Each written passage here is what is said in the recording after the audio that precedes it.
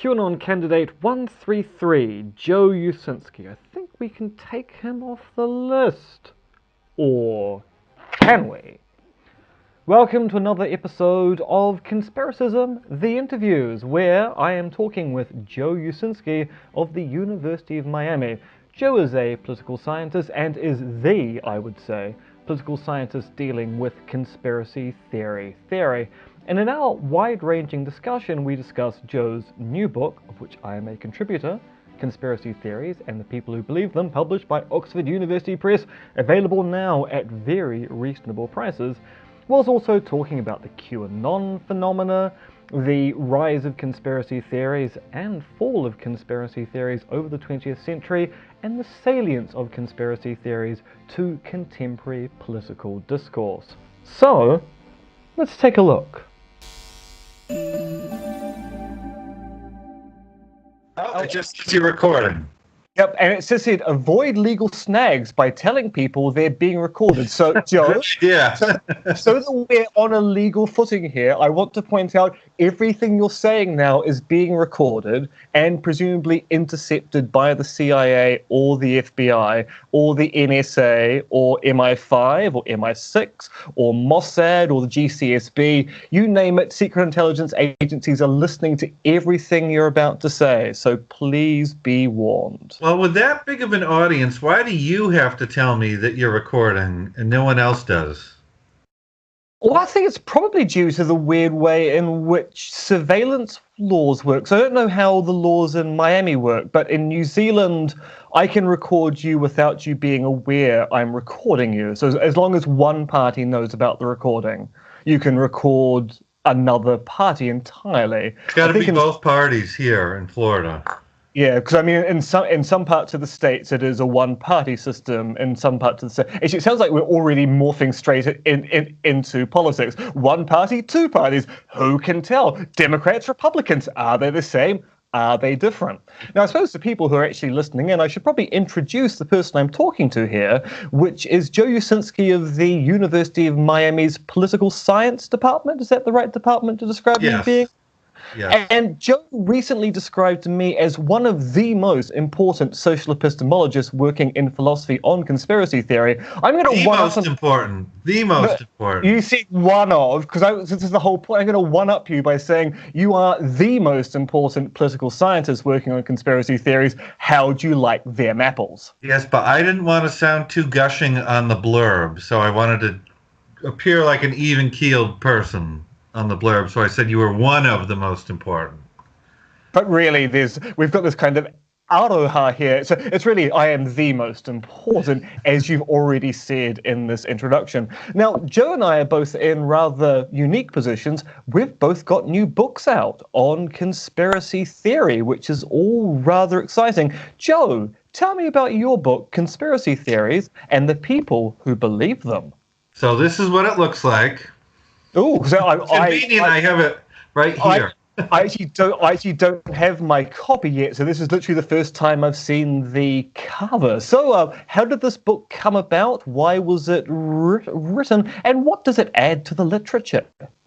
So, you'll remember, since you were here, about 3.5 years ago, I hosted a big conference here at University of Miami of all the top conspiracy theory scholars on the planet.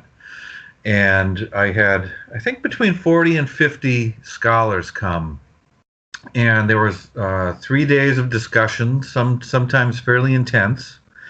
And what sprang out of it was sort of an agreement to do this book where we gather all the best perspectives and all the best literatures and get it into one place at one time. And it took a few years to do, but the book has 31 chapters by 40 authors from, I think, 12 different countries and 15 different disciplines. So it's fairly comprehensive in terms of what it does and who's in it and the different ideas that are there. And one thing I say in the preface to the book is there's a lot of different perspectives here. So a lot of people think that the scholars who study this topic are all anti-conspiracy theory or pro-establishment, and that's really not the case. Amongst this group, there are serious disagreements. Some people are more pro-conspiracy theory. Some people are very anti-conspiracy theory. Some people are pro-establishment. Others are much more skeptical of the establishment. And so as readers peruse through the chapters, they will get they won't get right answers, but they'll get a lot of different answers. And that might not sound good, but I think that's the best that science can offer right now. Is that as we work towards better answers, you'll see a lot of different perspectives. And then you have to keep adjudicating, and then maybe a few years we'll do another one of these where we toss out some of the worse answers and just focus on some of the better ones. But for now, I think it's sort of the best authors I could gather and the best ideas that we could get. I have to say, you're sounding a lot like a philosopher there, because one of the things we'd say in most introductory philosophy classes is philosophy is not about, well, philosophy ideally is about finding the right answer, but the history of philosophy is discovering there are a whole lot of bad questions. And thus you get answers to them, and you go, oh, actually, that really wasn't the right way to go about this, so we're going to throw that out and start again. And it sounds like conspiracy theories and the people who believe it is kind of a cacophony of voices, which allows people to go through and go, oh, those are interesting research results. Now, the question is, what questions should we actually be asking about these things called conspiracy theories?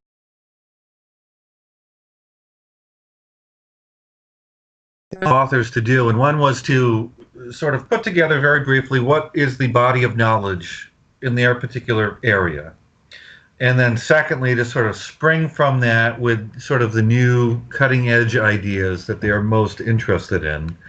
So there's a lot of edited volumes out there where you sometimes you'll get a rehash of old stuff, or you'll get some studies that maybe don't go together, or some studies that are, not necessarily, could be published in a journal, but might not get accepted ever. But here, the authors were incredibly generous with me, and they gave me some very good material to work with. So I'm incredibly grateful to all of them. You, of course, are one of them. And I actually, and this will be interesting to readers, the first paper you gave me I actually thought was too good, and I said you have to publish in a journal. So the second one you gave me I thought was much more appropriate. So I do hope you publish that other chapter in a journal article. So. Yes, that paper's been rejected by one journal, but I'm doing a light rewrite and I'm going to resubmit it. The issue is I've got about 5 different papers I'm doing light rewrites at the moment. So you keep on having to juggle which one you're going to work on next before sending things out. But I'm sure you have the same experience where you've got lots of things you are writing upon, and sometimes things that might just be the work of an afternoon take 3 months to do because other things get in the way. See, people like to think that we just sit down and just write something and then, oh, there it is. It just doesn't work that way. I mean, just the process of getting through editors and reviewers and gatekeepers is it takes time, and sometimes years just to get a single 10-page paper published. So it's not, it's not like publishing something in a newspaper where it comes out the next day. No, yeah, the process of journal articles can be a long road to publication, as can be the process of getting a book published. And of course, there's situations like we have where we're editing other people's work and trying to put forward a collection. You not only have the process of pitching the book, writing the book, but also corralling the authors to get the book finished. And I'm assuming, of course, you had no issues whatsoever getting papers in on time, because no editor has ever had any issue getting papers in on time. Well, I'm gonna say this because academics have a terrible reputation with this, but for the most part, and that's because there was a 3-year window between the conference and when I had to turn the final manuscript in. So, it was a big enough window that everyone got theirs in on time, and everyone was very responsive to my emails over time. So I'm pretty I don't think that will ever happen again. I think it was a lucky roll of the dice. But I think that enough of the authors were excited enough about the project um, that they wanted to just get it finished up. So I'm happy with that and how it turned out, and it's getting play already. So we got written up, albeit by one of the authors on Reason Magazine, Jesse Waters, who attended the conference and you met, who contributed a chapter. He's already plugged it, and it's gonna get some good play here in the States at least. We'll sell some copy, and they're priced to sell in the U.S. at $30. So that's for 500 pages. That's pretty darn good.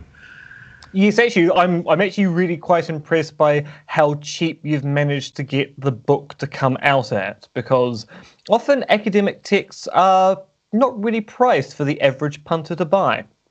No, so what I think happened was, because my previous book, American Conspiracy Theory, sold really well, and which really well in academic terms is like 1,000 copies. So just to put that in perspective. But that's like, let's throw a party if you sell 1,000 copies at the press.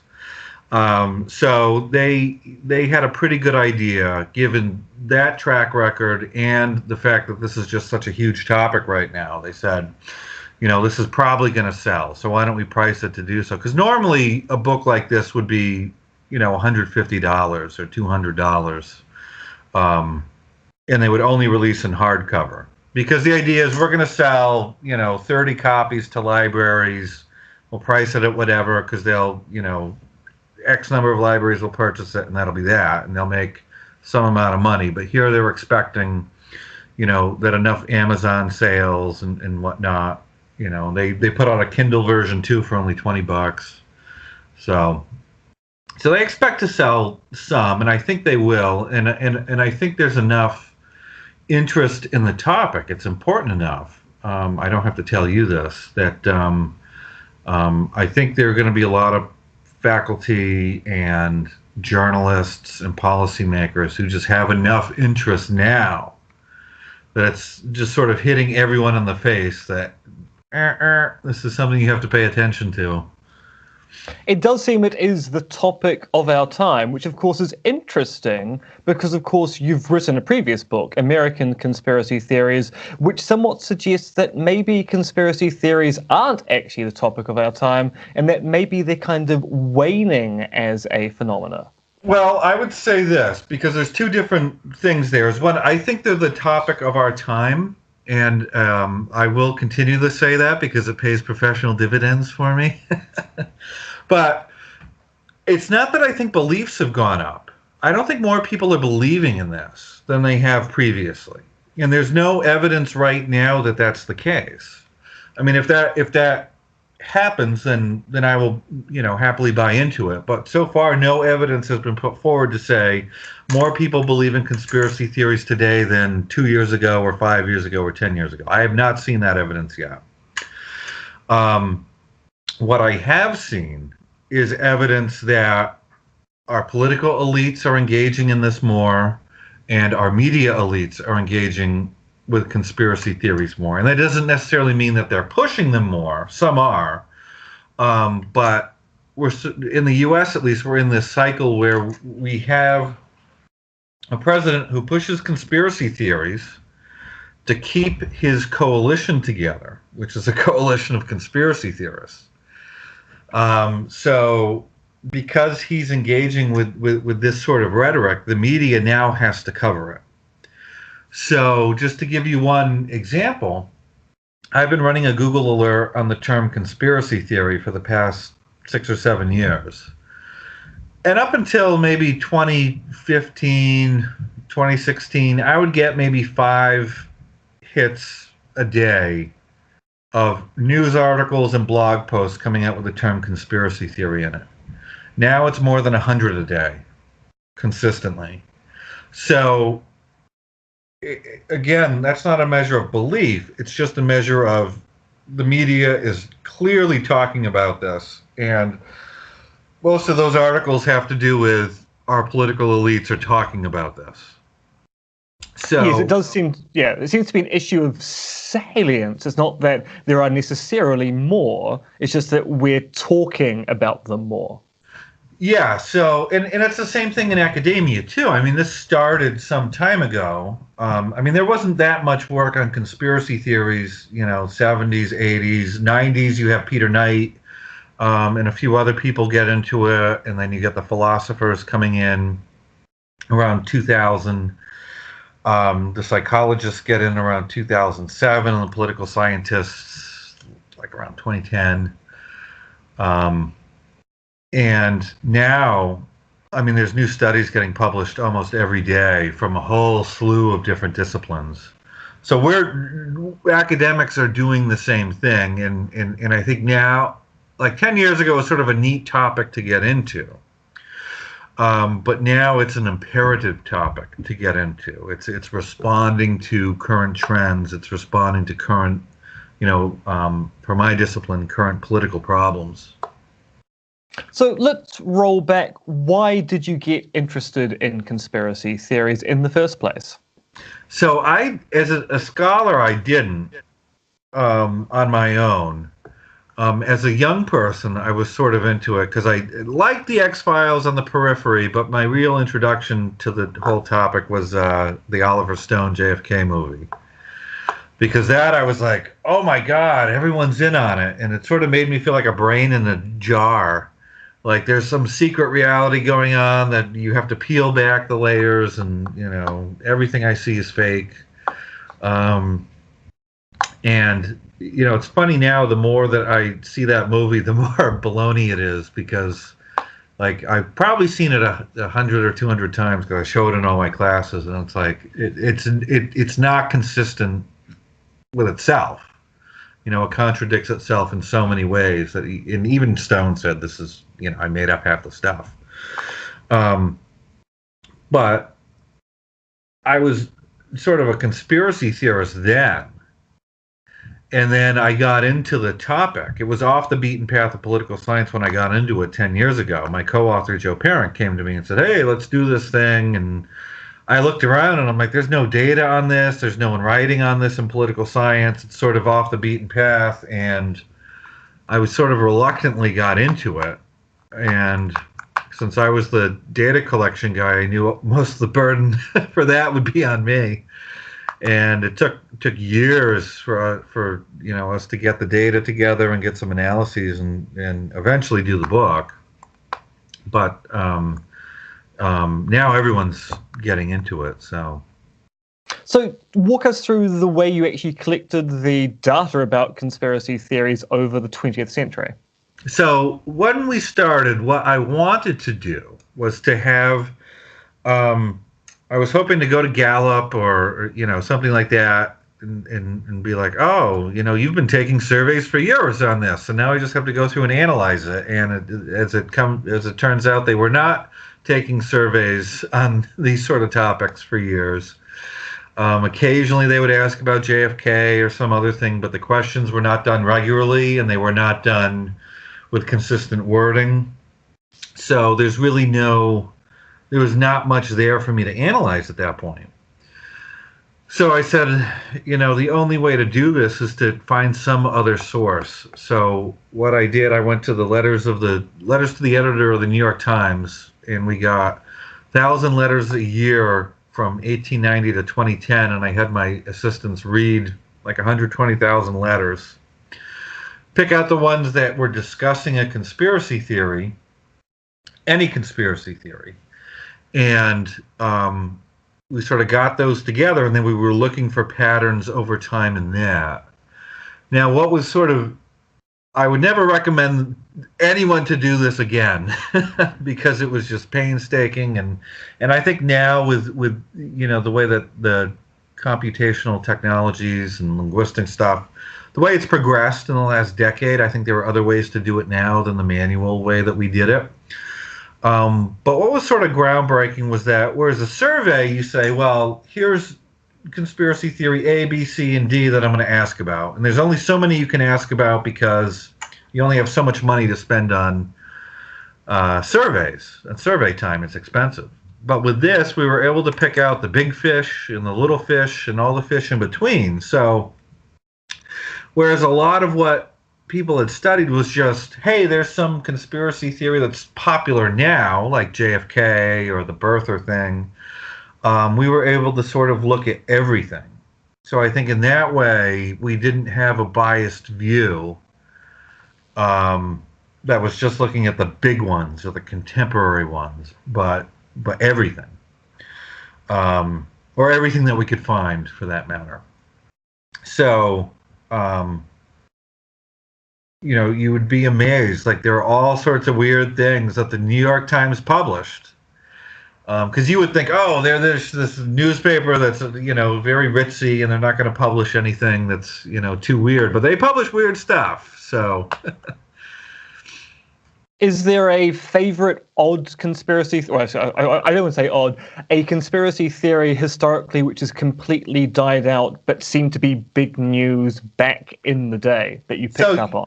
So you would be shocked. So the median conspiracy theory dies out, right? So whether it was the New York Times or whether it's, you go onto Twitter at midnight and you'll find a bunch of weird things popping up and they'll be gone tomorrow, never to be heard from again. So there's an infinite number of conspiracy theories out there. But my personal favorite is that the CIA created lesbianism. Really? Yeah. And tell me more. Yeah. So the idea here was that the CIA wanted to stymie the women's movement in the early 70s. So they were creating lesbians, then sending them in to infiltrate the women's movement, to infiltrate the National Organization of Women, have these trysts with the leadership, and then blackmail them into doing the CIA's bidding and destroying the women's movement. So, it pops up, it's there for a little while, but no one really took this on as a major belief. We don't have, half the country believing in this. No, it was there and it's gone. And there was so many of them like that, where it was there just for a little while. President Coolidge is doing this. President Roosevelt's doing this. And you'll find over time that, every president is accused of doing all sorts of things, So it's not just Trump. No, and I mean, we also have the kind of unique situation where we have a current sitting president of the US who's been a conspiracy theorist about a previous sitting president of the US. I think that actually, is that new, or have there actually been previous presidential candidates who have conspiracy theorized about previous presidents? So I don't doubt that there have been mainstream politicians who have dabbled a little bit in conspiracy theory about the other side or about a previous presidency. And if they've done it, they probably did it in a sugar-coated way. I'm sure you could go back to like 1800 and they were probably saying terrible things about each other. Now, with that said, I don't think any major party candidate, none of them have done it to the extent that Trump has done it. Now, I get a little bit nervous using the word conspiracy theorist because a lot of people take that to mean that he really believes what he says. If you use the term to mean someone who improves upon or spreads these theories, then clearly he does that. He makes them up, he improves upon them somehow, and he shares them with his megaphone. So in that case, he qualifies. Is he sincere in any way? That I don't know. I don't even know if he knows. And that's sort of the trouble, because trying to decipher this, to me, as a political scientist, it's strategy more than anything else. I think at the beginning he didn't know what he was doing. He was just throwing whatever at the wall and seeing what would stick. And then over time, he saw that the conspiracy theory stuff, particularly about brown people, stuck. And he's just kept on with it. So, because he knows it works, and he knows it motivates that base that really cares about him, right? It doesn't motivate normal Republicans because normal Republicans are normal. That's the operating word there. People like to, say the entire Republican Party is all conspiracy theorists. No, they're not. And this sounds like a tautology, but half the Republican Party is below average in terms of its conspiracy theorizing, right? And they're just establishment people. But you have the conspiracy wing of the Republican Party that Trump went after. He cultivated them, he spoke their language, and he motivated them to turn out. And it was these sort of people who would not have been motivated by a Jeb Bush, but would be motivated by somebody who said, Mexico's sending rapists and murderers to get you. And they came out and voted for him, and he pulled along those regular Republicans because they were going to vote for him anyway. But he was able to motivate just enough of these sort of conspiracy-minded Republicans to turn out for him that it made the difference. And they brought him to the prom, and now he's got to keep dancing with them. So that's why you get what you get from him. I mean, this question about sincerity is always a very interesting one when we talk about prominent proponents of conspiracy theories. Your David Ickes, your Alex Jones, your Lyndon LaRouches, and now your Donald Trumps.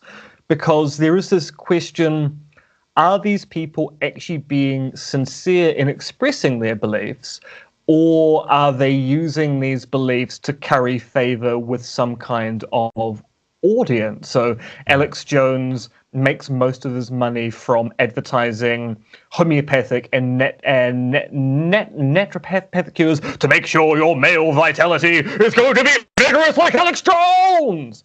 And your fight for freedom. Oh, yes. And remember, invest in gold, always in gold. Gold stocks all the time.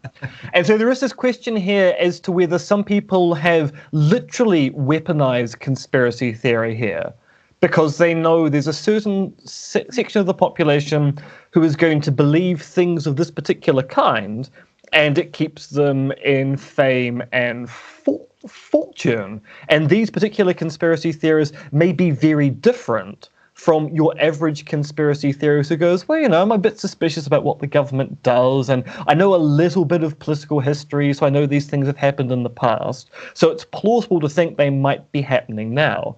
So do you have any idea of how we can distinguish between the sincerity of the conspiracy theorist who really does believe what they're doing versus the insincere ones who actually might be trying to use those conspiracy theorists for other ends? I guess if I was a conspiracy theorist, my immediate response would be follow the money. But I think so. There have been some social science studies on this. So Adam Berinsky's just published a paper where he says, you can trust polls when you ask about these beliefs for the most part, because these people are fairly sincere. They're not signaling, oh, I just don't like Barack Obama, so I'm going to say that he's born in, somewhere else. They really believe it. They're being sincere with their beliefs, right? So the people who believe this stuff, and it's tautological, they really believe it. Now, in terms of the elites who do it, there you're in a whole different area, because just like elites who espouse any other belief, right? They'd be like, I'm for policy A because it's the right thing to do. And then the next day their district gets redrawn, to have different people. And they say, well, I'm for policy B, and that's the only policy we could possibly have. It's the right thing to do. So, they're always, insincere to a certain extent. And you just don't know what they're really being honest about, right? Because once their incentives change, their espoused positions change just as quickly. So I don't know. I don't know how to do that for an Alex Jones or a David Icke. I wouldn't know how to do that. Somebody like David Icke, it could be the case that he has convinced himself. If I've written 11 800-page books about the lizard people, I might believe it too. I don't know. So, that's something, maybe we could hook him up to a brain scanner, which I'm sure he would love and see, but I don't know.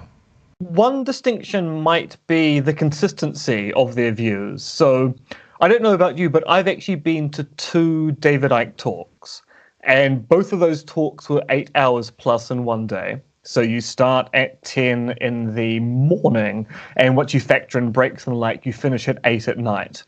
And what's interesting about David Icke is that he doesn't get on to the alien shape-shifting pan-dimensional reptiles till about hour 4 or 5. He has to gently lead you through his chain of evidence about world history, the commonality of religions, the way that we can alter our perception, technology, and the like. And only once he's gone through this really long process of outlining his fundamental assumptions does he then say, and by the way, this is a mimetic virus made by pan-dimensional beings from before time. So there is an odd consistency here, which means that even if you disagree with Icke, there's a sincerity by the way he doesn't just go, it's aliens. He says, no, to understand why I'm making an odd claim, you have to understand the history. Whilst Jones, you might say, doesn't have that kind of consistency to his views. He's more touching hot topics at any particular time. Well, let me just push back a little bit on that. So Icke, and I think it was the summer of 2012, where he and David Icke and Alex Jones got together outside the Bilderberg conference, wherever it was that year. And they got up and they gave a speech together, and they teamed up for a little while. But Icke used it as a way to build his sort of, I guess, podcast network. But he raised a bunch of money on Twitter that summer, really sparked from that event. But he didn't get up and say, well, this all goes back to the lizard people. Instead, he said, it's the political parties, it's the big banks, it's the governments. So to me, that came off as a little bit strategic because he was naming things that everyone can hate, right? So if you want to raise money from a lot of conspiracy theorists, you name the things that are really nondescript that everyone can dislike, right? Political parties. Everyone hates the political parties, right? They like their own, but they hate them all in general, right? Everyone likes their bank, but hates banks. Everyone hates governments, but they like their own, right? So by saying it's the governments, it's the big banks, corporations, it's the parties. By being that general, he's able to pull in this big audience. So yeah, I'll fork over a couple bucks. And I think he raised £1 million. It's some obscene amount of money he raised to fund this thing that he was doing. But he left the lizard people behind. So I don't know if it's sincere for him to say, I'm going to sort of put the lizard people over here and talk about the other stuff, or if it's strategic, that he goes sort of more mainstream when he wants the money and reverts back to the more core audience with these sort of more fringy ideas when he's got to keep them buying the tickets. And that's a very nice point, because the other side to this, of course, is David Icke does change his story ever so slightly when he goes from country to country. David Icke's popularity in Canada is mostly around crystal healing. So there's a lot more discussion of the resonance of crystals when he gives a talk in Canada, as opposed to when he gives a talk in Auckland and Aotearoa, New Zealand, which got about 800 people in attendance, which is a pretty impressive crowd. How much a ticket did you pay to see him? The first time I actually bought a ticket, and that cost about 150 NZ, so about 75 US at the time. The second time, and this is a really amusing story, the second time I got an email from their press person saying, would I be willing to promote David Icke's talk on my blog? And I was going, I don't think you've read my blog, because the last time he was here, I wrote 5,000 words on what's wrong with David Icke's thesis. But I went, okay, I'll write back and say, yes, I'm willing to actually put a brief ad on the blog of the upcoming talk. if I can organize a Skype interview with David. And so Josh and I did a Skype interview with David Icke. What's Wow. interesting about David Icke, I think Josh and I asked a total of 5 questions, totaling probably 2 minutes in time. And the interview goes on for an hour because when David starts talking, he doesn't stop. He talks in 20-minute bursts. Wow. But and so I got it, and I also got a free ticket to that one. So I didn't pay anything whatsoever to attend the second time, and all based upon, I think someone just went conspiracy theories New Zealand. My name came up prominently, and they did no further research. So let me ask you, at the end of the show, did you get up on stage and dance away the conspiracy? No, so both times I've been to a David Icke talk, I have suffered some kind of bodily harm. The first time, I sprained my foot on the route to see David Icke and spent the entire 8 hours trying to maneuver my leg in cramped conditions so I didn't die of pain. The Ugh. second time, which was actually about 2 weeks before I was due to go to Romania for the first time, I started to get the most dreadful head cold of all time. And the event stadium that David was presenting in was basically this giant tin shed, which was incredibly cold. And so I spent the entire second half of the talk shivering, feeling I was going to die at a moment's time. And I had a friend with me, and my friend Isaac went, "Don't worry, if I think you're about to collapse and die, I'll drag you up on stage so you can die at David Icke's feet, and then I'll tell people that's the way they wanted to die the entire time."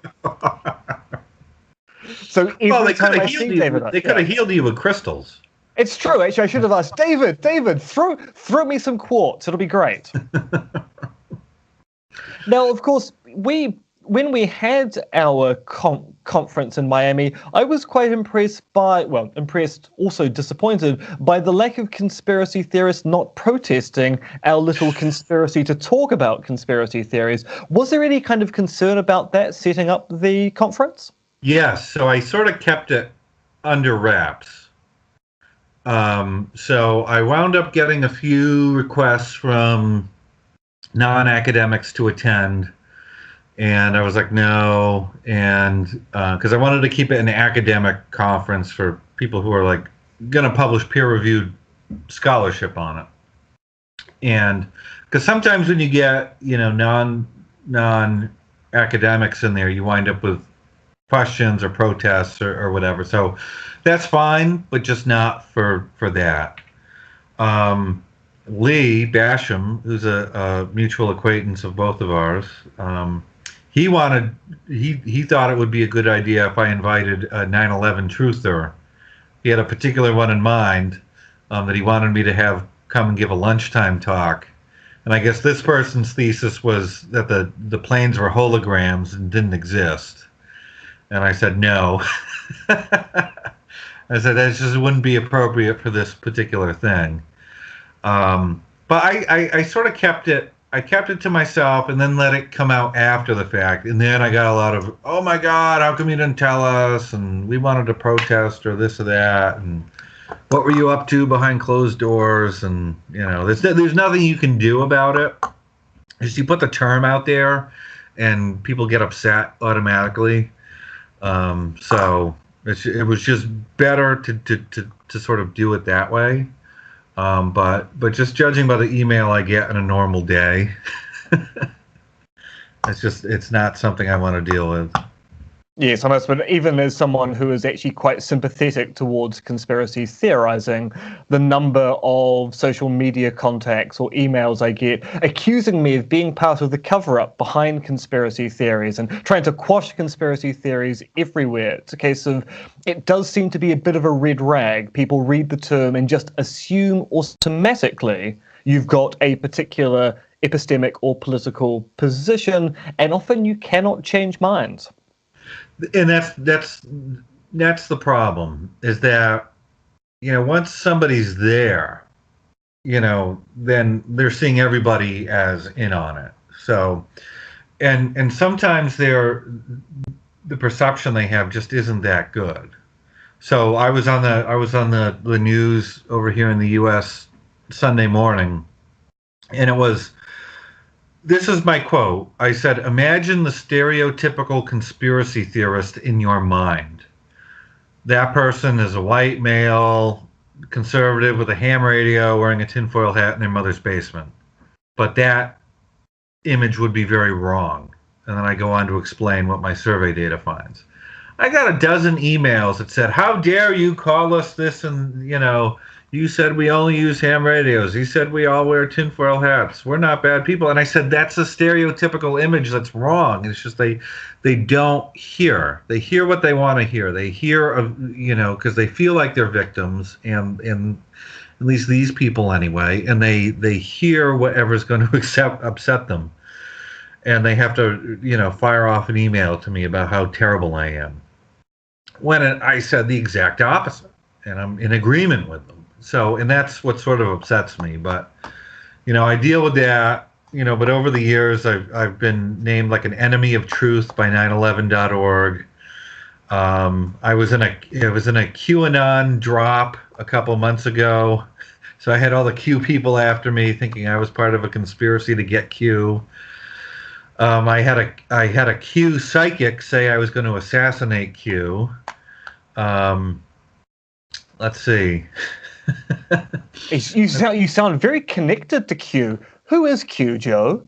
Who is Q? I get asked that a lot, and it's just I have no idea. I have guesses about who it is, and there have been some interviews that have been published with people who say that they're Q.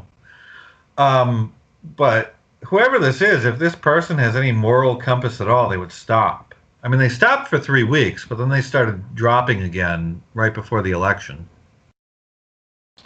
I thought after the pipe bomber, they would have been like, okay, maybe we shouldn't keep doing this. And then maybe after the guy at the Hoover Dam that was, wanted to stop traffic and kill people or something, then maybe they would have stopped. But apparently, morality is at a premium here.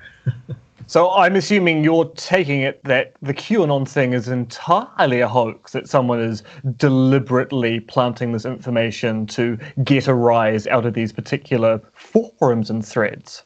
So there's an interesting thing here. So if there was a left-right of conspiracy scholars, right, where on the left you have, the people who are more sympathetic, and on the right you have the people who are like, these are all false, right?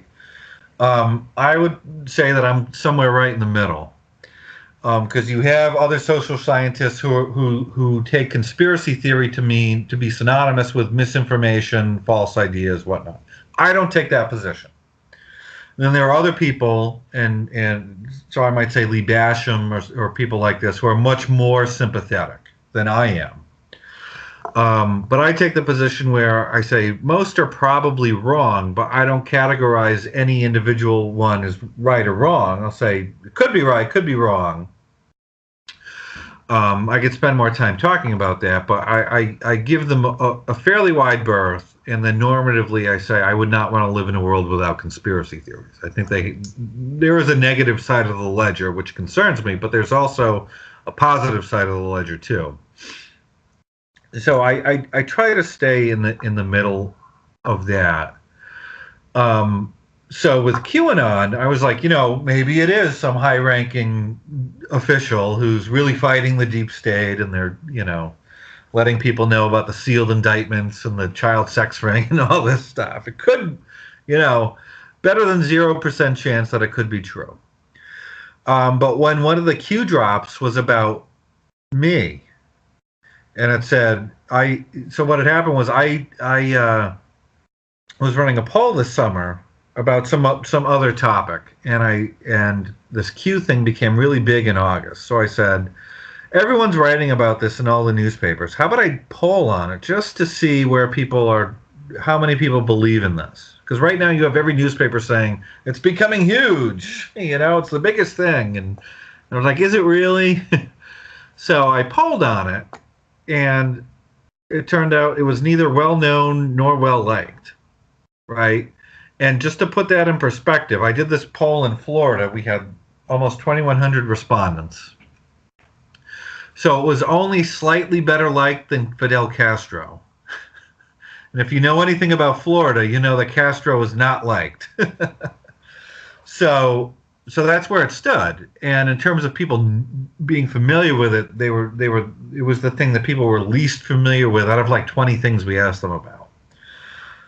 So we published this in the Washington Post, and then the QAnon does a drop the next day saying, "Look at this poll. It's a faked poll. It's fake news. It's part of a coordinated effort by the Washington Post to fake polls and to discredit us."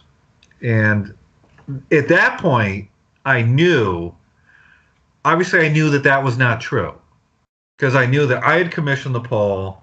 I had put this thing in at the very last second with no coordination from anyone else. People can believe me or not, right? But I know that to be true, right? So when Q is saying this, look at this poll, it's part of a broader plot, I could say, no, that's crap. That's just not true. So at that point I said, this just is not true. And this sounds more like the dribblings of some Jerome Corsi type than it sounds like, a real, high up in the energy department who has real information and real knowledge.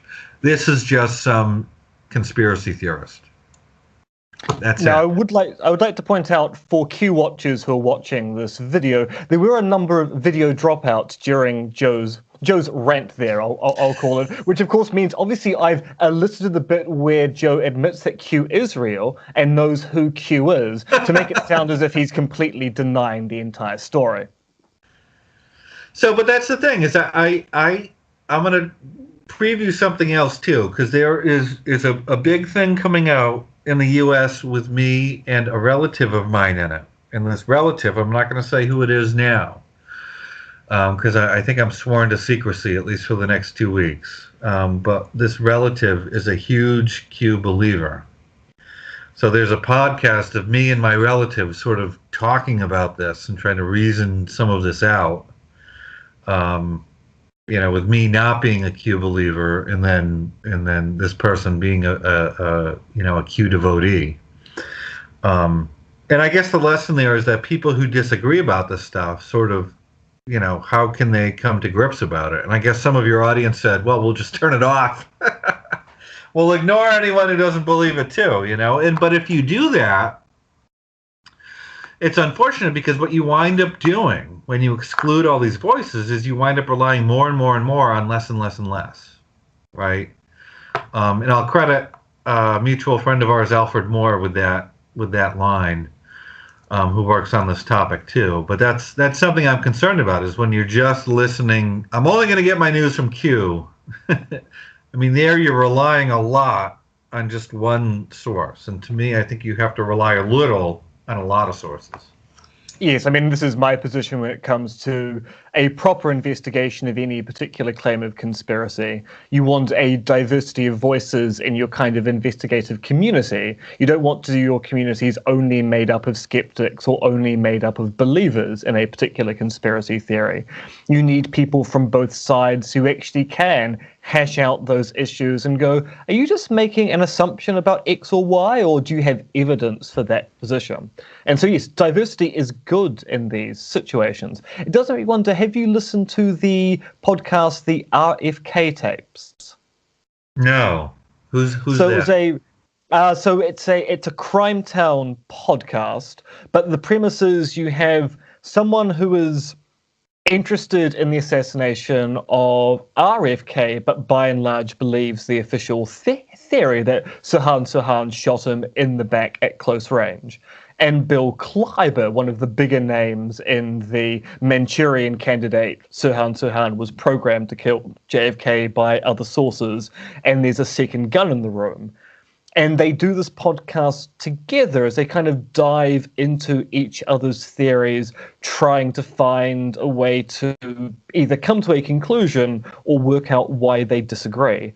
And it's actually a really quite interesting podcast, because the first episode makes you think that the host, whose name I've completely forgotten, is going to spend the entire time making fun of Bill Kleiber's thesis.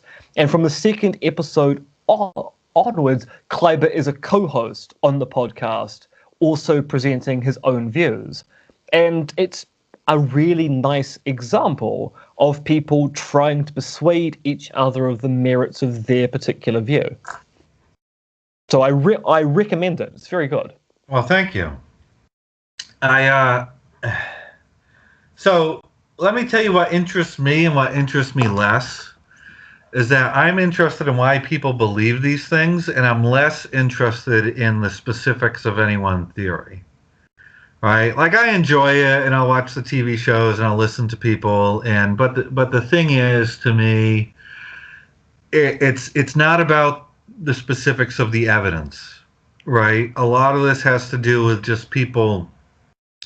Some people are just disposed to buy into it, and you could change the theory around, and they're still going to buy into it.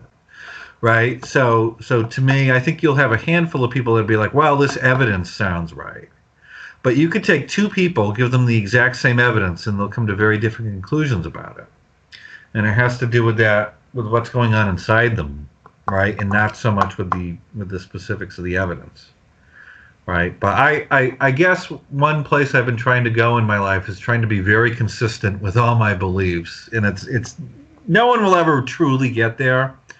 But I'm trying to do that, and it's just like I don't want to say, well, I'm going to have this standard for this particular theory, but some other standard for another one, and I'm going to create a different standard for every theory. And to me, I want to be consistent and say I'm going to have a fairly high evidentiary standard, and that is that I'm not going to evaluate that evidence myself. I'm going to let the particular experts do that. And if it's the case that we can't trust those experts, then you're going to have to meet a pretty high bar to prove to me why. So that's not to say that the theories are false. It's just to say I'm not going to buy in until someone smarter than me does. See, so it's the old adage: extraordinary claims require extraordinary evidence. So it's not proviso, yeah.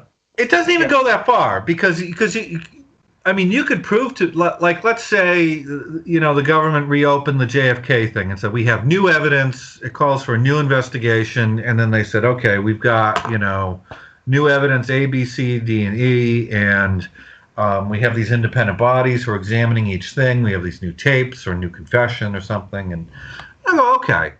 And I wouldn't trust it just because the government. I would trust it because you have a new examination by people who are clearly trained to examine that particular evidence. And I would say, okay, if I can trust them and they say this, then sure. Fine, right? Because I'm not against saying something's a conspiracy, right? I mean, to me, it would be just as likely in theory that some lone dude would shoot the president that you would have a group do it. There's no reason to assume one or the other. And I would actually lean toward the group, right, to sort of pull off something like that. But, bring the evidence. Prove to the people who can best judge that evidence, and then I'll buy into it. Which, of course, sometimes requires very good experts to be able to come in and tell you how to adjudicate the variety of different evidence, but also what actually isn't evidence in that case. Sure.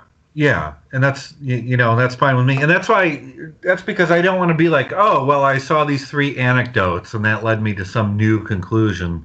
And I'm not going to put myself in that position. I don't trust myself enough to be able to do it unbiased. And then B, do it at all. Because like 9/11, for example. Somebody said, I've got these dust particles. Like, what am I supposed to do with that? Like, I cannot judge that. If you could talk to me about chemicals all day, I know nothing. I cannot make a judgment on it. And you can tell me whatever you want, but I just don't know anything. And I got to be honest with myself about that. Right? So that's sort of where I stand. So... I mean, there's actually a nice example of this in this podcast. So one of the theories as to why Sirhan can't have acted alone is that apparently there are more bullet fragments and bullet holes in the room than the 8 shots that Sirhan could have fired. And part of that is based upon they found bullet holes in the door frame behind RFK. And someone goes back and goes, well, we should actually talk with the criminalist who actually marked those bullet holes on on on the door. And they discovered that it actually wasn't a forensic investigator who marked those holes. It was an ordinary beat cop who circled some holes on a door. But it was taken as gospel from that point onwards, those holes were bullet holes. And so it gets you into this nice thing of, we thought we had expert witness about why. Actually, it turns out that it wasn't an expert making any claim about why. And then suddenly you go, now I really don't know what to believe about this. Were there additional bullets fired? We don't know now. Yeah, and you find that a lot, whether it's conspiracy theory or some other thing, where what evidence that you initially think is compelling might not be as compelling, either because it doesn't exist or isn't real or isn't what you thought it was or doesn't matter. So that's where I just I don't want to spend my days sort of trying to be a forensic whatever for every piece of evidence that's out there. But again, that's me saying that theory is wrong, right? I'm not saying that. That's different than what I'm saying. What I'm saying is I'm not going to believe it until, right? And those might sound similar, but they're very different things. Is that I'm more than happy for people to go out and investigate and gather evidence. And I think conspiracy theorists are really good at writing appeals, right? It doesn't mean that they're right, but it just means they're good at pushing for appeals. Why do we know more about JFK now? Because conspiracy theorists push for the release of more documents. Why do we have 9/11 commission? Because the conspiracy theorists push for more information in public hearings. Those are good things. Doesn't mean that conspiracy theorists were necessarily right, but it means that they were successful at lodging appeals to the point where we had to open things up and allow more information to come out and more sunshine to come in. And those are good things. And that goes back to what you were saying about the positive versus negative side of the ledger. And that on the negative side, we might be concerned about, say, some of the consequences of belief in these theories. And depending on who you read, either they're very drastic and about to bring about the end of civilization, or they're minor things that can be dealt with in a fairly normal way. But on the positive side, conspiracy theorists ask questions which really are a stop valve on our democracy by going, but what if? Or are you sure this evidence actually reflects this thing than that thing? And that they often put forward reasons to go, we should probably have another look at this just to make sure nothing underhand is going on. Yeah, and so I support that. I mean, I guess in some instances it can go too far, right? So how many 9/11 commissions are we going to have, right? I mean, do we keep pushing for appeals until we get the answer we want? The answer is 911. Yeah. Oh, that would be great. So at some point it could sort of, be, sort of not be productive anymore, right? Where, we've gotten all the information we're going to get. Is there anything left? Or is there any information at this point that would overturn the mountains that we've already gathered? Right? It's sort of like when you do like in Florida where I am, where you're doing recounts all the time. It's like, if there's a big enough gap between the votes of each candidate, is it really worth doing the next count if the gap is so wide that there's no possible way, right? If you've got 20,000 votes separating candidate A and candidate B, I mean, are you going to make that up in some sort of mail ballot that we haven't counted yet, or some other glitch or something like that? And the answer is probably not. And the more you keep doing it, the less and less you're going to turn up in terms of error. So, but with that said, I mean, I occasionally get accused of being a conspiracy theorist myself, because I will say, with all due respect, that while I don't believe there was a conspiracy to kill Kennedy, I do think that the CIA has acted terribly. Other government agencies have acted horribly for reasons that I don't know why. I can guess, but I don't know why. But the fact that they have held documents back as long as they have is absolutely disgusting and unacceptable. And I know they're listening, so they can hear me.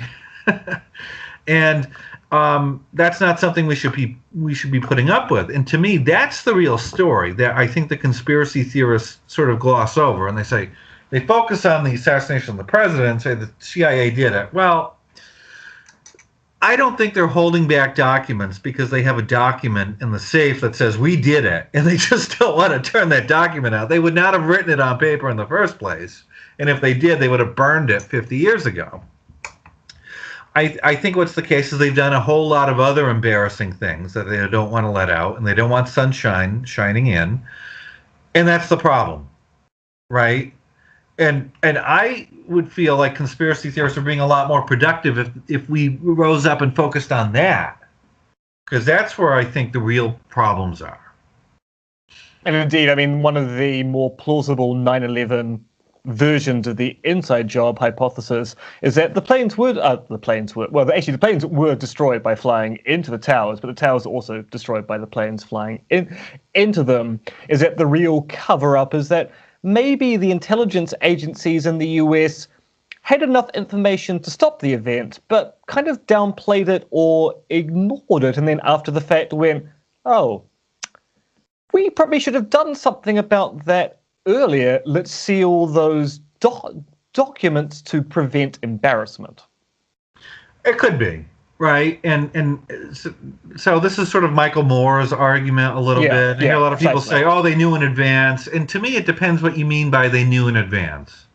Like, did they know at 9:30 in the morning on 9/11/2001 they were going to take these planes into that building at that time with that amount of damage? And the answer is, I doubt they knew that, because they would have to be psychopathic to allow it to happen, right?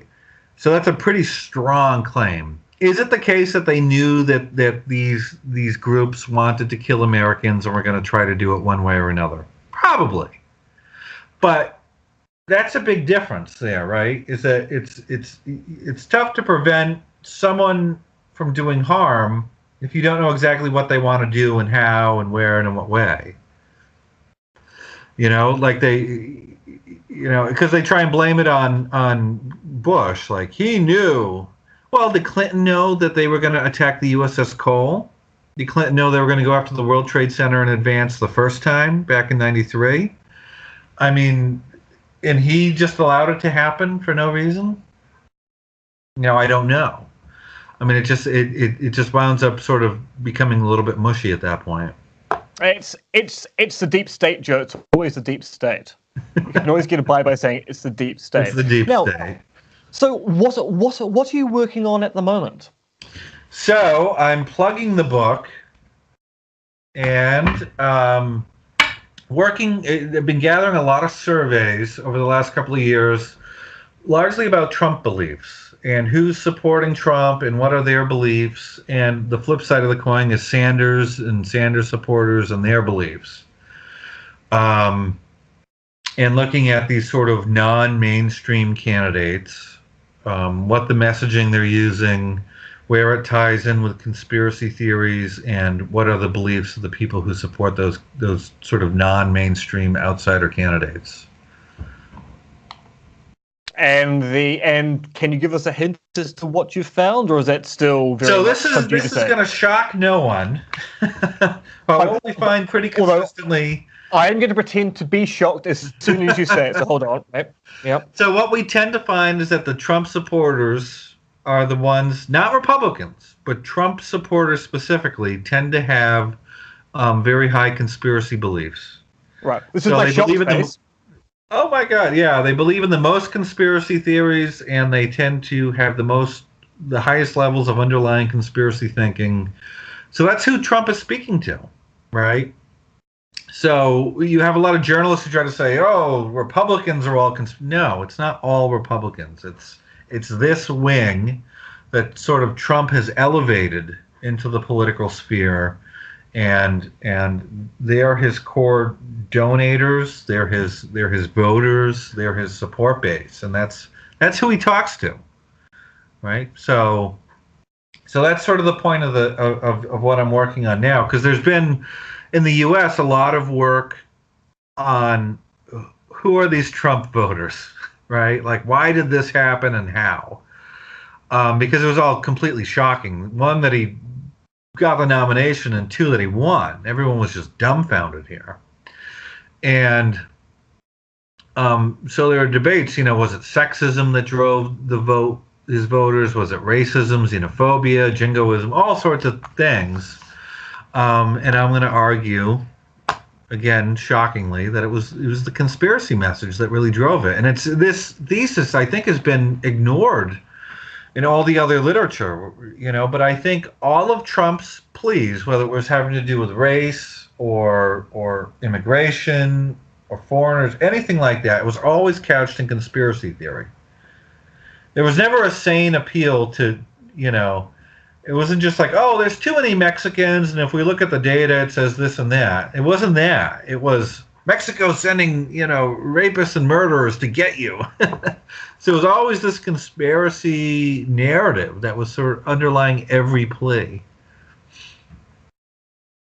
So yes, I mean that's as you say, it's not a particularly shocking revelation. I suppose the question is, how did America get to this particular point? I mean, is this a natural outcrop of what happened with the Tea Party and its kind of rise to prevalence under Obama, or are they completely separate phenomena we're looking at here?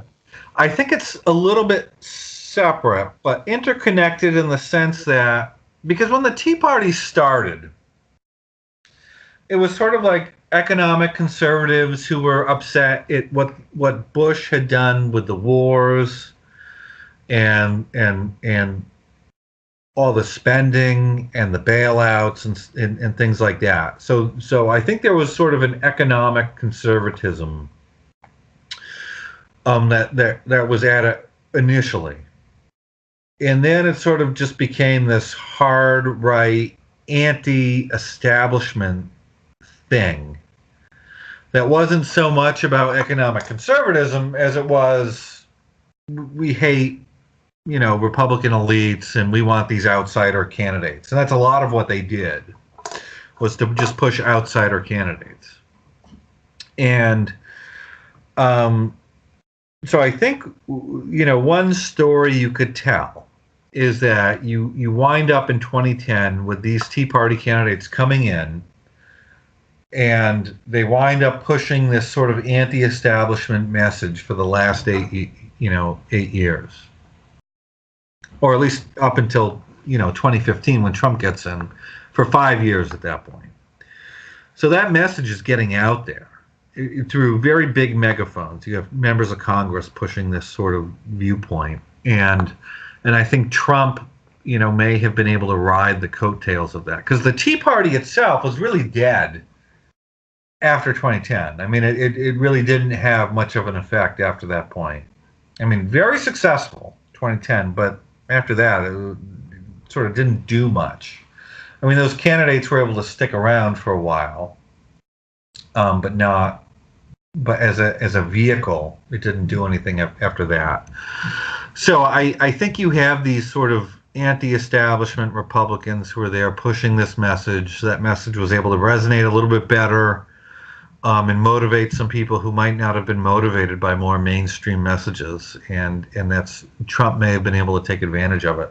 But there's a whole confluence of other factors too, which I think are also have something to do with it. I mean, you have this identity politics being pushed very strongly by leftist elements, and there's a big backlash to that in the U.S. Where you have a lot of people are polling about political correctness now, and you find a lot of people don't like it, right? There's a backlash to it, and I think Trump in a lot of ways was able to take advantage of it.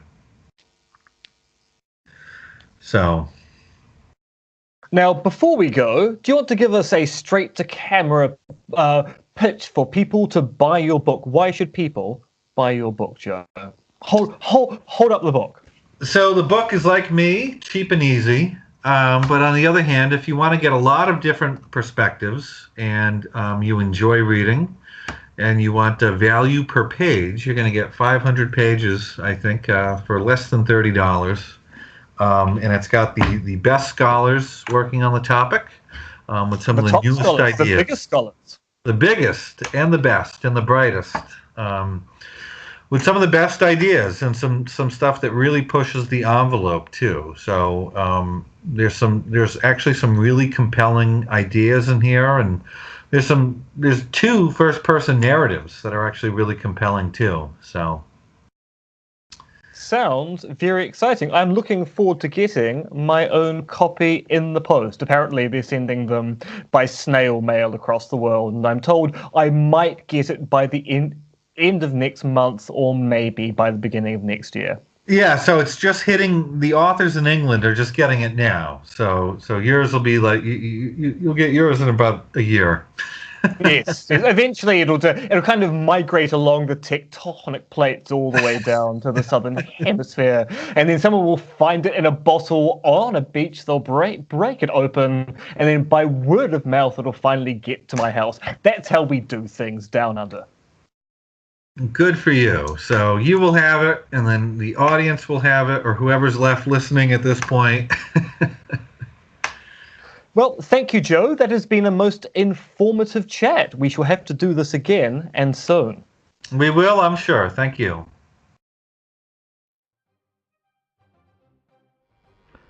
QAnon candidate 134, Charles Picton, Otago. Could he be the one? I guess we'll be finding out very soon. Thank you, Joe, for that entertaining and informative interview about conspiracy theory and conspiracy theory. Those of you who have stuck around to the end of this video obviously enjoyed this discussion as well, which means you're the kind of person who's probably thinking, do you have a Patreon campaign? Can I throw some money your way? Well, luckily for you, and also for me, I do. Check the text description of this video or the credits at the end for details, and if you join my Patreon campaign, you'll get behind the scenes footage and scripts where appropriate. But otherwise, I think this video has gone on long enough, so be seeing you.